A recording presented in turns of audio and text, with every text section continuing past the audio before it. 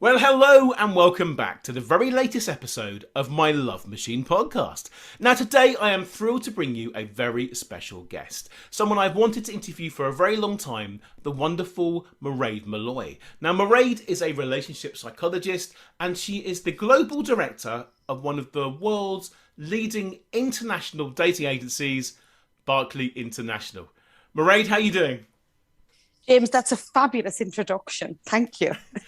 I'm glad we could have done that 3 times, couldn't we? We could have done it three Could have times, but we done. didn't. We I'm didn't. glad we got that right. So we've been speaking for quite some time, and you're one of Mhm. the top guests I wanted to get on this podcast. So I'm absolutely thrilled to have you here today. And because you're not in the UK, are you? You're in Cannes. Is that correct? Well, me personally, I'm in Cannes, and first of all, yes, thank you for having me on. It's a delight. I follow you with great interest, and I have to say to your followers, and to your listeners, this is my virgin podcast. I'm very excited about my first podcast, so I'm hoping this is going to launch our sort of we can have our own little we can launch our own little fun cast.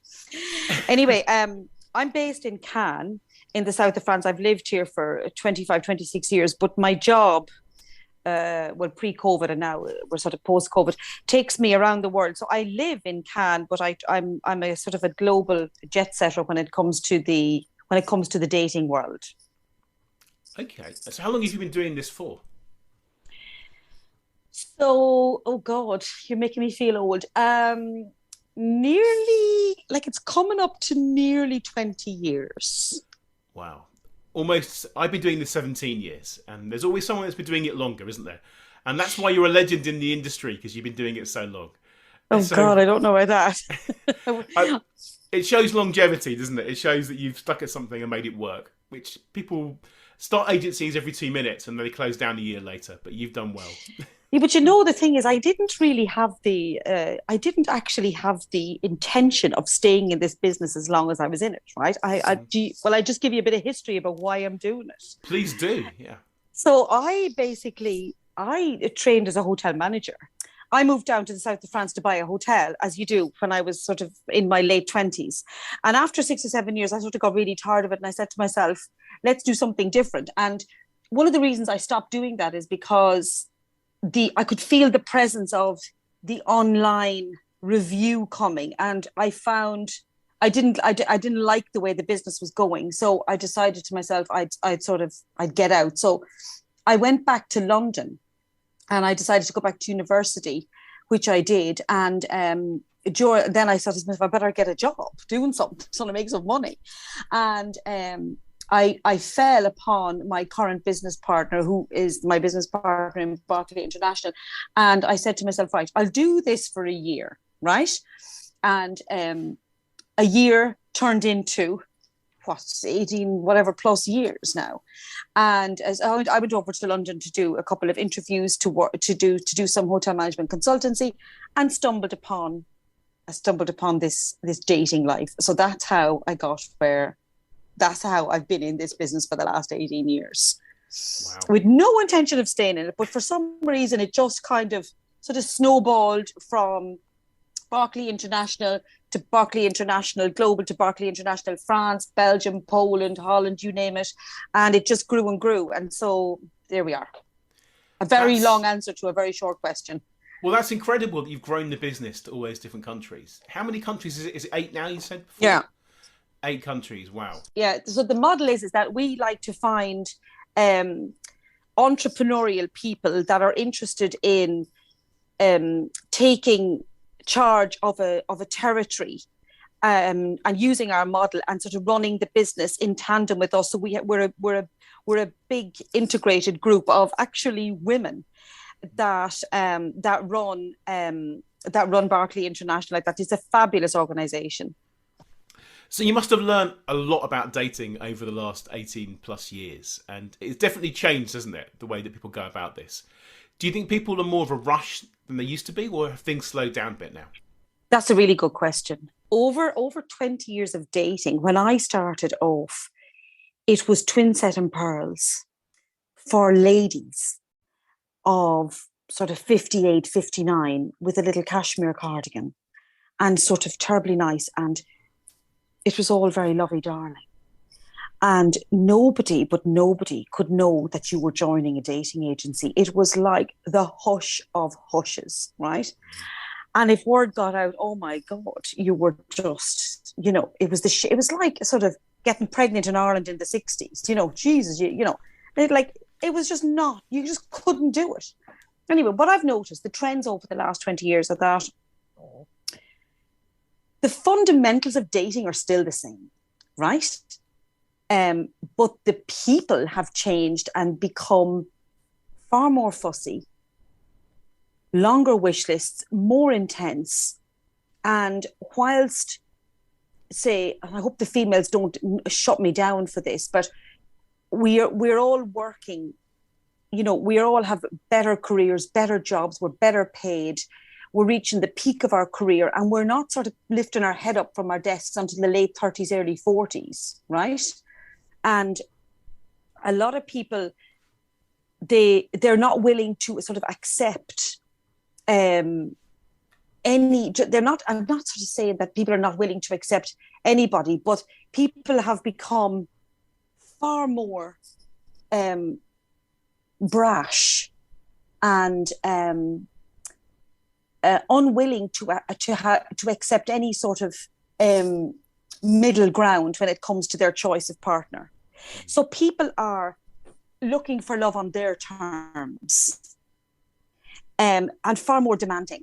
And I think that online that's what's happened with online sort of couch dating, where the ability to swipe has sort of changed people's psyche when it comes to finding what they forget is another human being. Mm-hmm. And this swiping, you're swiping, getting rid of Tom, you're getting rid of Jack, you're getting rid of Rupert, you're getting rid of Henry, because you don't like the look of them, right? If you went down to the pub, and I'm not dissing online dating, but because I know a lot of people that have formed relationships from it, but I feel that we have lost our social connection because of online, and even when you go into a hotel now, you check in online. I just find that the personal touch of dating has been sort of taken away from us because of AI. And I think that by consequence of that, people have become harsher and not willing to sort of accept another human with all their faults and failings. Was that very long-winded? I agree with you, because I think 50 years ago, we would date within a very small pool. Perhaps the people that we worked with, people that we hung out with, people in our community, and that was all we had. And it worked perfectly well for our grandparents, our great-grandparents, and so forth. But what's happened is lives have changed. People have more options than they used to, whether it's financially or they can go on these apps and these sites and meet more people, which makes it harder to then pick somebody. That's the problem with this. I was reading an article yesterday about the silly reasons that people reject people on a first date. And I was reading they were giving examples like, I went on a date and he had a bit of fluff in his beard and I couldn't look past it. Things like that. Or he used the wrong spoon when he ate his soup, or he pronounced a word the wrong way. And these women that sort of 20s and 30s are rejecting men for completely ridiculous reasons. And this just shows me the whole scale of this, and I come across this every day with my clients. They are rejecting people, particularly online, based on one particular picture that doesn't look. No, it's terrible. Yeah, it's terrible. It is, and it's you're knocking people off your radar for no, and like, okay, a bit of fluff in your beard, take it out, have fun about it. Yeah. Like, we've. Like a lot of people have lost the art of laughter and sense of humor, and just sort of just taking the piss out of things and just be, having fun about life. And everybody takes everybody so seriously. And things like, I don't know about you, but I find that people are, they want to know your bank balance. They want to know what's going on. It's all very sort of seeking out the species. Like, your sort of Darwinianism is really, it's alive and well, I can tell you, when it comes to it. I would love people to relax and take a step back and let's court. And courting goes back to the 16th century, doesn't it? When, your main focus was, it's sort of the acquisition of a husband or a wife, right? And it was normally the men that courted the women, right? Mm-hmm. And, we're not courted anymore, we're judged. you know, It's true. and, you know, well, I think it's true. And of course, I'll get slapped down for this. We get loads of loads of listeners of this one, but we love to be courted as women, but yet we want equality.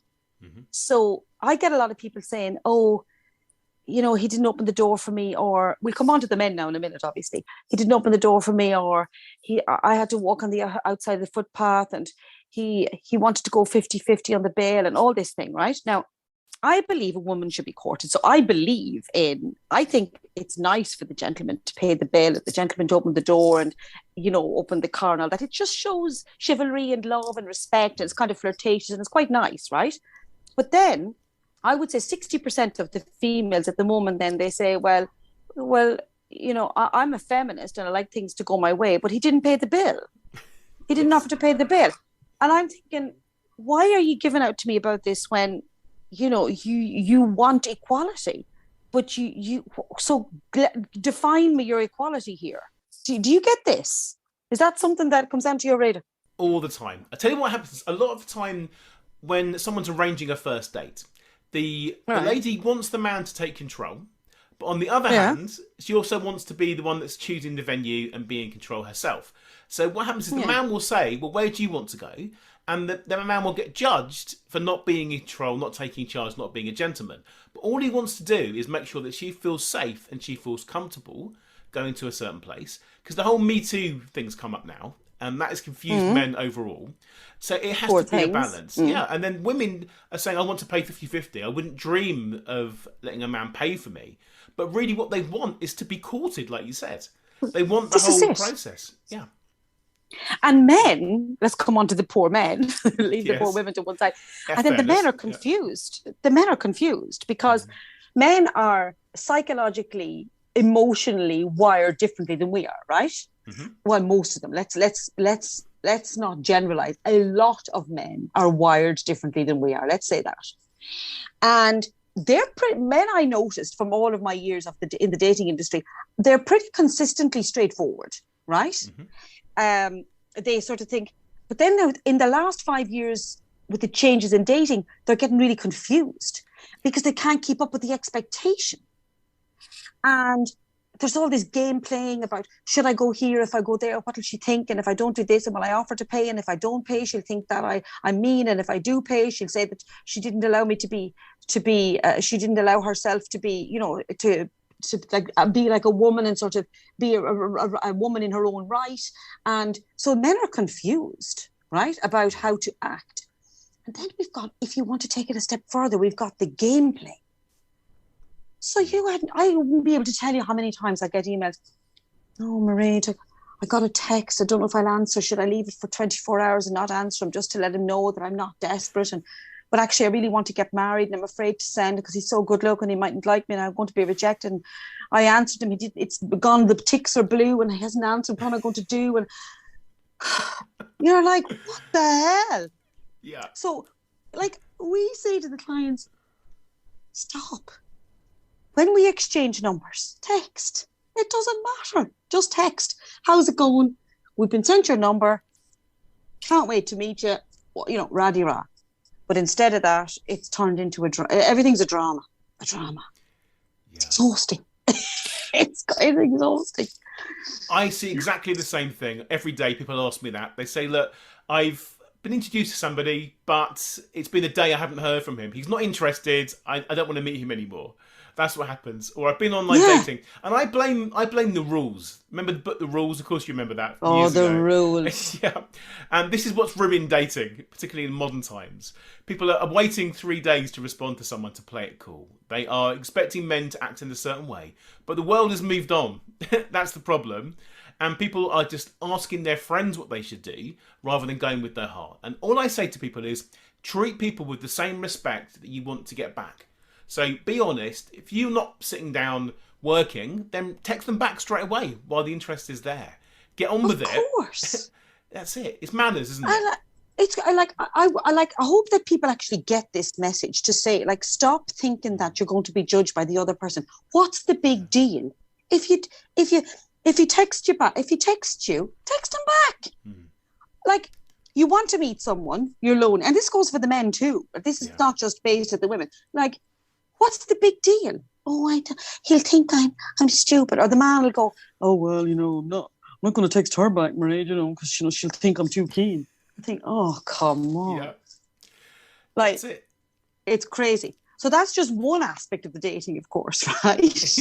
I mean, we could go on forever, couldn't we? Do you know what I mean? We could. People are confused. That's the problem. And the more options you have, the more apps, the more sites, the more opportunity, the more confused people get. Because no one knows what to do. And they watch all these reality TV shows now, like Love Island and all these things, where things move on so quickly as well. So they become a couple within 24 hours. Do you see that? Do you find when someone is given their first introduction and things go well, do they tend to then rush into a relationship, or do they like to see other people? That's a really, really good question. So basically, I answer that, say that will be culture based, right? In England, people are far more reserved about moving forward, right? And they sort of say, oh, I'll take my time. I'll be very sort of tight-lipped about it, right? And they'll go on a date and they'll wait. And there's a lot of game playing with sort of England and Ireland, that particular culture of waiting and not getting into a relationship. And a lot of people say, well, I like to go on another date and then I'll see how I get on, and then maybe I'll see somebody else because, I want to sort of explore my options. Move down to France. I am in love, this is beautiful, I am finished. And you think, okay, you're done. Yeah. And you think, and so the French they meet somebody and I am in love, it is good, you have done your job, very beautiful. And then it's over, right? And then 6 weeks later, the French come back, I hate her, it is finished. And so the French are very, very flippant about it, right? So then you go over, say, to America, when we have a big nylon program, New York, London, I call it the nylons. And like, oh my God, I got it. And they sort of take their time. You like my accents I'm doing here for this podcast? I love your accents. I do them myself, but... And the Americans are much more fabulously open-minded. And about 40% of our success rates come from the nylons, I call them the nylons, but I probably get slated for using these words. But 40% of our relationship successes come from people that have made over the pond relationships work, especially with the Americans. Open-minded, non-judgmental. I'm going to get plain, and then the English love it. The English are fantastic at doing long distance, and that is a fantastic way, a really big success. But so to answer your question globally, it's a culture thing, and it depends how you are in you and how you behave. But I honestly think if you meet someone and you like them, go for it. And what's wrong with sort of saying, you know what, I like you, you're nice. And if you don't like them, just move on and go and meet somebody else. But if you find somebody, because it's so hard to meet somebody that you actually click with, if you meet that one person, you think, you know what, I feel something for you, explore it and go for it. Stop wasting your time faffing. I agree with you with one exception. And that would be if someone is very new to dating, or they've recently had a separation and they haven't dated anybody and they've got no idea the sort of person they're looking for. Then it's good initially not to cut the first person out of their life, to keep dating them, but to see who else might be out there, so you have something to compare it to. That's what I would say. Would you agree with that? I hear you. Yeah. I do agree with you, yes. But I also think that, you can date, say you do dating online, dating agencies, bespoke dating, whatever kind of dating you want. Yeah. No matter how, even if you're just divorced or you're shy or you're afraid or you've got body image or whatever is going on, because we're all different, right? Yeah. I think that in your soul, no matter what anyone says to you, if you meet somebody that you feel something with and you have that click, whether you're shy or you're afraid or it's your first time or you're whatever, if you feel it, I still think you should go for it. I have to then agree with that, because I dated hundreds of people, met my wife, and then I dropped the 3 other women I was seeing right that moment when I met on a date with her. So I knew, and that was it. And I think you're right. You do know it at the time. But I've been doing lots of dating, so I knew my options. I knew what I was looking for. But I think if someone hasn't done that, then maybe it's good to almost, it's like going for a job interview. You wouldn't go for one job interview and then just stop. You keep going for job interviews until you get the job. But I think if you do meet someone, you have that connection. It's so rare to have that. Then absolutely, that's the one, and you should make it work. So that's a really good analogy about the job, about going for the job interviews, because, and that's a really good thing that you've said, and I hope people take note of that, because I'm pointing my finger here. I know nobody can see that, but I'm actually pointing my finger on I this can podcast. See it. Yeah. That you try and try and try and don't get, just because you don't meet the one on the first date or the second date or the 10th date or the 15th date. You know that song, I get knocked down. I mean, you just get up and pull up your boots and start again. Dust yourself off and away you go. Yeah. Rejection is a very hard thing though, isn't it, in this situation? I think even the most confident people don't want to be rejected. It's a very personal thing. So, I know. But I think you have to do this. It's a very vulnerable thing to do, to put yourself in this situation. You have to be vulnerable to do this, and it's also showing willing that you're open-minded enough to do this. A lot of people are doing nothing about their dating. They are sitting at home thinking, well, Mr. Right will knock on the door at some point, magically bringing me a pizza. That's going to happen. Taking action is showing the world that you're ready to do this. But here's a question for you. Do you think that, well, chemistry is a word that I hear all the time. There was no chemistry. Do you think chemistry is always instant, or can it take time? It's the most overrated word in the dating dictionary. That's why I ask you. Yeah. Stand it. I can't stand it. Oh, there was no chemistry. Chemistry, my eye, right? Yes, you feel a sort of a rush of neurotransmitter spark, sort of oxytocin-driven sex for however long that lasts, right? Mm-hmm. See, I'm a cynic, right? 20 years, Amy, think, Christ. I'm listening to what I'm saying. I'm going, oh, Jesus, the poor people listening to this podcast. I mean, so what I think is that you meet someone and think, oh, God, he's gorgeous. Or he'll say, God, look at that one. She's fabulous, right? Mm. And then you meet them, you get talking to them, and they're even more attractive because you think, oh, God, she's clever, or he's really clever, and he's got a nice family, and he talks to his mother every day, and I like all these things about people, right? I think chemistry comes to sexual chemistry, but you can have intellectual chemistry. You can have all kinds of different chemistries that go on in a relationship, right?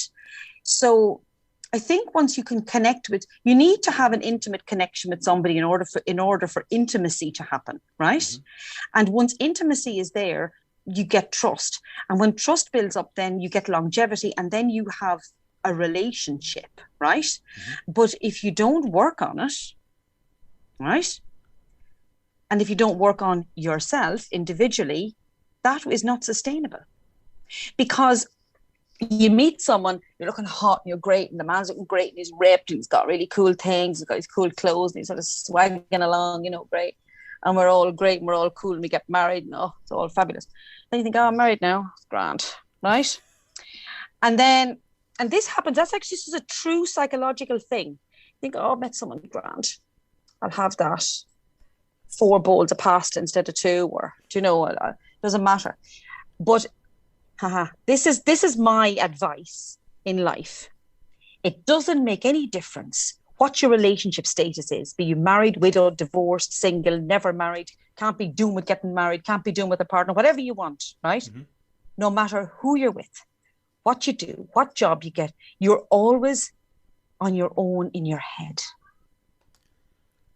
And you're always on your own in the bed, on the sofa, on the beach, running, in the gym, sweating, crying, whatever you're doing in life. I sound really Irish. I love it. Yeah. And so no matter what you're doing, you can be married and feel connected and talk to your mother and your father, or they might be dead, or you might be this or that. At the end of the day, you have to look after yourself, your body, your mind, your soul, your job, your money, your everything. And my ethos, what I try to live, I try, is to have peace of mind and happiness. I don't need a Ferrari, and if you have that, that's great, then enjoy that too. But look after yourself and your body and what you eat and what you drink and a bit of sport and a bit of relaxation, a bit of Netflix, whatever you want. And if you do that and you feel self-contentment, right? And you're sort of looking, you're feeling good about yourself, that will radiate into your partner. I don't know what you feel about that, but you have to look after yourself. You have to. I completely agree. It should be for the right reasons as well. You mentioned the Ferrari, for example. One of the most common reasons people buy a Ferrari isn't because it makes them feel good. It's to make them think other people think more of them. It's to impress other people. People go and buy these suits and these Rolexes and they have the lifestyle to try and impress other people. But what they really want, if they can save all that money and spend it on themselves and get something that they want, maybe it's a partner, but they can invest into that instead. With an agency like Barclay International or a dating coach like me to get that help. But really, you should not live your life to impress other people, even your partner. Live it for yourself and be true and authentic. And that way you'll be happy, you'll be confident, and you'll be sexy as hell. Yeah, and another thing to add to that people should really, really listen to, and it's one of the biggest things that I see on a day-to-day basis, and I'm sure you do too, and it's the big L word, not love, loneliness. Yeah. And no more than I'm saying, oh, you're on your own when even if you're on the sofa with someone watching the Netflix, you can be lonely in a room full of people. And I tell you, psychological loneliness is no fun. No. It's just no fun. And why are people reaching for more and more and more when they can find contentment at a different level? I can never get it. Yeah. It's a combination of the media, social media, keeping up with the Joneses, all these things come in. We always feel we haven't got enough and we want to buy into this and buy into a lifestyle. You can buy these things. But really, if you're comfortable in who you are and you're happy with your life, whatever pace you're going at, then you aren't going to be lonely because you're going to be with yourself the whole time. But you're right. You're in your own head. You could be your best friend or you could be your worst enemy right at the same time. And I think you have to make a decision at some point in life. I'm going to be my best friend. Because no one else is going to be. I'm not looking for that in a partner. I don't want someone to complete me. I want someone to have adventures with and to be a companion. But with me, I'm making this decision right now. Whatever state I am in my life, I will do my best to enjoy it and make the most of it. And if that means sitting down watching Netflix, like you said, or it means booking a lovely holiday to go and fly around the world, then do it. Life is so very, very short. And the pandemic has taught us this as well, hasn't it? It's taught us that I think loneliness is a massive problem, but there are people out there but loneliness can be solved by taking action, by doing something interesting, getting up off your sofa, going to a social group, telling other people, reaching out, because everyone's lonely to some degree, and just increase your circle. And that's the only way to do this. But I noticed that there's a huge thing about, I say to a lot of people, just go on a holiday yourself. You meet other people. Like, I do you not think that? Well, maybe it's just, it depends on your personality type, of course. It's easy for me to pontificate and say you should, but you should, probably should be ashamed. Maybe you should try. But like, it's not difficult it's hard. I agree with that. But people get very comfortable in their own little sort of sector, don't they? But you just have to keep getting up every day and fighting the fight, Like I said to people, just why don't you get on the plane, go down to Paris for 2 days, or get on the train, go down to Paris, check yourself into a nice hotel in the middle of some busy zone where there's loads of bars and restaurants. Get yourself into an Irish bar or an English pub or a French restaurant or whatever you want to do, and sit down and have your glass of wine. And I can guarantee you that you'll start meeting new people. Even if people are like, that's just one way of people just getting out of the lonely zone and just doing stuff. Do you know what I mean? But I mean, we can go on and on and on all day. But the question is, James, how do you get through to people to make them think like we think? It comes by supporting them. Because when you're lonely, you feel no one else is supporting you. You're in this on your own and no one's ever going to help you. And it becomes a very depressive cycle. Because the worse you feel, the worse you're going to feel next week and the next month. It's going to go down. It's a downward spiral. So what you need to do is to do something. And if I'm trying to help people, I would say even just going for a walk somewhere in nature, by the sea, through the woods, around the park, is going to make you feel happier. It's doing something and taking the first steps. But I think getting someone to help you, whether it's a coach or a therapist or a counsellor, anyone, even a friend Or a that you've lost touch gym. with, a gym, yeah, Or a absolutely, gym. doing something, and it's going to help you get out there. You don't need to go in there and push yourself for 2 hours in the gym, but 20 minutes on a few little machines, trying something out, something different to change your life from your normal routines and patterns will break whatever's going on in your mind. It will just change you, give you a new perspective, and give you I hope. wonder. I might send you a photograph that you could maybe use in. So I mean, I'm not great on a gym really. I think gyms are just air conditioned boxes with people sort of sweating in those dreadful places. But I don't know if they've done this in London, but in Cannes, all along the beachfront in different sections, they have open air gyms free. Then they put all the gear out, and then you got the beach in front of you or whatever you have, and you just go down, and it's amazing for mental health and just getting out and being able to. I go all by myself. I just go and sort of, do a bit of bike riding and sort of standing still and just taking a bit of time. It's good. They have that in Bournemouth and in Brighton and even local parks sometimes now in the UK. They've got that. Because my kids go and play on it and they use it as climbing frames. But when I'm down there, I go on there for a little bit and they're great. It's free. It gets you out into nature, by the sea, in the park, and it's just a good start. Yeah. And just 5 or 10 minutes is all you need to start with. Like anything. And it's a really good place to meet people. Really good place to meet people if you wanted to go and meet people. Or just be on your own, listen to your audiobook, whatever you wanted to do. It is. Just do something about it. Just take action now. I hope this podcast inspires people to go and do that now. Because anyone that listens to this podcast is someone that wants to seek some change in their life or open to new ideas. And these aren't people that are sitting around doing nothing. These are people that want to do something. So hopefully it will inspire you. Just go out there and do something. And if you are already going to the gym, you're already doing these things, then push yourself a bit more. Do something a bit different. Do something you've always dreamed of. Go on your bucket list and do something that you've always wanted to do. Because you never know how long you're going to have. And whether that's with a partner or without a partner. And while you're on your own, if you're single, you've got more chance to do these things. Before you've got the family, before you've got someone to do it with. Do it on your own because you've got the freedom. Oh, it's amazing. I love that sentence that you just said. It's so, so important. You never know how long you're going to have. Yeah, you don't. Life isn't for wasting, is it? No. I mean, we sound very philosophical and, people think, oh, yeah. And then people forget and they move on and they go back to their old routine. But, change takes persistence. And, I use an analogy all the time. Do you remember that movie with Tom Hanks when he was on an island? What's it called? Castaway. Yes. So do you remember he was there, the poor thing, he was trying to get in his boat, build his little boat and get his bit of twigs and taking his tooth out and all that. Do you remember all that malarkey, yes, right? Yeah. He got on his little boat. Oh, yeah. Wilson. And he was peddling and rowing, trying to get this bloody boat across the way. Do you remember that? Peddling, sweating with his beard and all that. Lovely, lovely Tom Hanks. And one day, he said to himself, I'm done with this crap. And he built a boat. And he eventually got over the wave after 5 years, right? It's like sort of shit or die, wasn't it? Yes. Do you know what I mean? Yeah. And he eventually got over it. And so that's what people should do. If you go to the gym, okay, next day on the little, you'll build resistance and you'll build it and you'll eventually become the person you want to be. And so many people are over anxiety.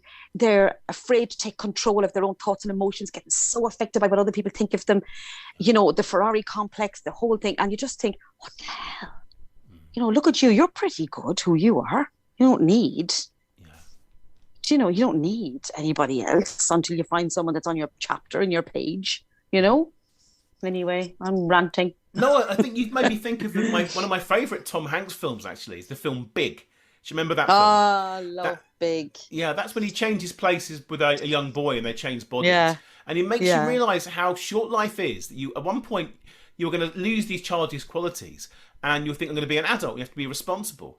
I think if you are on your own in a relationship, you should never stop having those childish qualities. Or childlike, I should probably say. It should be vulnerability, you should be naive, you should be fun, you should be playful. These are all the qualities we should never forget. I think that film can make you realise that. I agree with you. Just sort of just bite the bullet. Yes. Do something about it. That's it. Do something about it. That's it. But do you know what? We have gone over our time now. And Have we? We have. I want to. It's a half an hour podcast, and we've got lots more in the can here. I know we have to talk again another day, but I'm going to finish off now. So, one quick question before we go: what tip would you give somebody right now who decided I want to go and meet somebody? My time is right. There's no point waiting around anymore. What should they do right this minute? First of all, be the best. First of all, be the very best version of yourself before you go anywhere. Make sure that your mindset is right, that your body feels good, that you feel healthy, and that you're sort of fighting fit and in control of what goes on upstairs in your brain. If you're not, then seek out people like you. And like we have you on board in Berkeley. We're so happy that you're there supporting our clients and helping us. So that's what I would do first of all. And then when you feel mentally and physically ready, pick up the phone, or go and talk to a friend, or do whatever, go explore whatever avenue suits you at that particular time. And it also depends on your budget, if you want to go online, if you want to go private, if you want to go concierge, but get ready yourself first. When you're ready, it's not very far around the corner, believe me. I have seen it over and over again. People have come into the agency and joined and said, I want to meet someone ready, and this is what I want, and I think, okay, that's grand. And I'll say, well, I'm just telling you, this is what you're paying, this is what you want, but that doesn't feel real. But I'll do it with what you want, and then we'll see how you get on. And then they think, oh God, what's happening here? He didn't fancy me, or she didn't fancy me. And then you think, okay, these are the changes you need to make. Mm-hmm. You pre-sify them. That's my new word. And you pre-sify them instead of crucifying them. You pre-sify them, and then you come back to me, and then you'll meet someone. And I have never yet seen somebody that has come into the agency and not been ready themselves physically and mentally, gone away and got sorted mentally and physically, and come back and been a new person with a new attitude. Because if a man meets a woman or vice versa, and they're bouncy and funny and they can make each other laugh, right? Now, how do you say this without not being PC?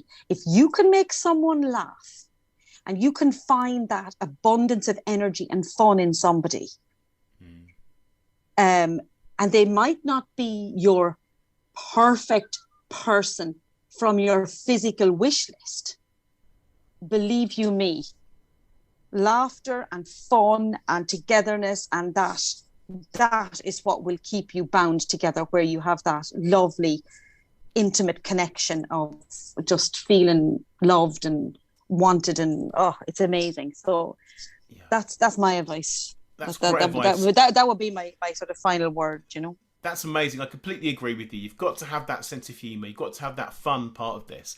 And then you're never going to be arguing. You can always resolve it with a joke, and then you can just realise that you're a team. And if you're not a team, then something's wrong. I think you're going to find someone who is, and opportunities are everywhere. Thank you so much for joining me. Thank you for having me. It's been a long time coming, and I'm very pleased with this. It went really well. So if someone wants to find out more about you and your agency, how do they do that? Berkeley-international.com. Just give us a click. We're on all the social media platforms, and we'd be delighted to talk to anybody that would be interested, and vice versa. We're very, very happy to be working with you, and appreciate your invaluable input to our clients. So thank you for that. It's amazing what you do. Thank you very much for that. I'm looking forward to helping your clients. So it's a pleasure. Wonderful. Have a great rest of the day, and we'll speak again very soon. Thanks, James. Bye.